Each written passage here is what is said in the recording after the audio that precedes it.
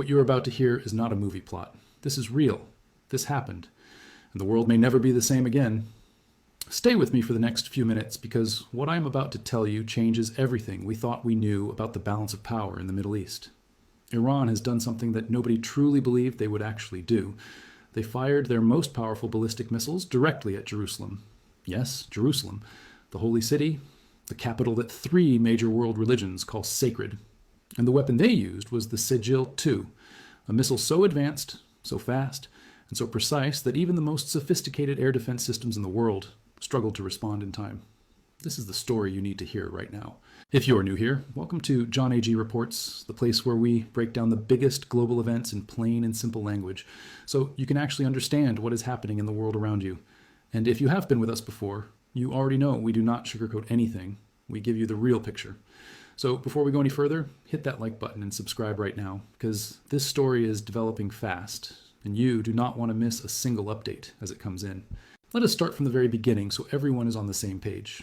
For decades, Iran has been building something, not just an army, not just influence across the region, but a missile program that most Western analysts quietly admitted was becoming one of the most dangerous in the entire world.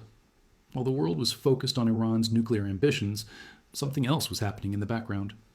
Iranian engineers, working under extreme pressure, under sanctions, under the constant threat of sabotage and assassination, were quietly perfecting a weapon that would one day become the centerpiece of Iran's military power. That weapon is the Sejjil-2. The name Sejjil comes from Arabic and Persian, and it carries a deep religious and historical meaning. In Islamic tradition, Sejjil refers to baked clay stones that were supposedly hurled by birds to destroy an army that came to attack Mecca. The choice of this name was not accidental. It was a message. And now that message has been delivered, not with clay stones, but with a missile that travels at speeds so extreme that by the time you see it coming, it is already there. The Sejjil-2 is a 2-stage solid fuel ballistic missile. Let me explain why that matters and why it changes the military calculation completely. Most older Iranian missiles used liquid fuel. Liquid fuel missiles take time to prepare. You have to fill the fuel, you have to set up the launch systems, and that preparation time gives satellites and spy planes a window to detect the launch before it even happens.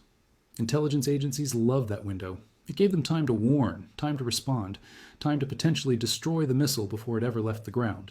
But solid fuel missiles are completely different. They are always ready. You do not need hours of preparation. You can fire them in minutes. There is almost no warning, no long setup window for satellites to catch. Just a sudden launch and a missile traveling at roughly Mach 8, which is about 8 times the speed of sound, already on its way toward its target. The Sejjil-2 has a range of approximately 2,000 to 2,500 kilometers. Jerusalem sits at roughly 1,600 kilometers from Iranian territory. That means Jerusalem is well within the Sejjil-2's comfortable striking range. Not at its limit, not at maximum extension, but comfortably within its operational range. When Iranian officials chose Jerusalem as the target, they were not gambling with an untested weapon stretched to its limits. They were making a precise, deliberate, and calculated decision. They were showing the world exactly what this missile can do at a range where it performs at its best. Now, here is where the story gets even more intense. Jerusalem is not an ordinary target. It is home to millions of people. It is a city that carries the weight of centuries of history and religious significance.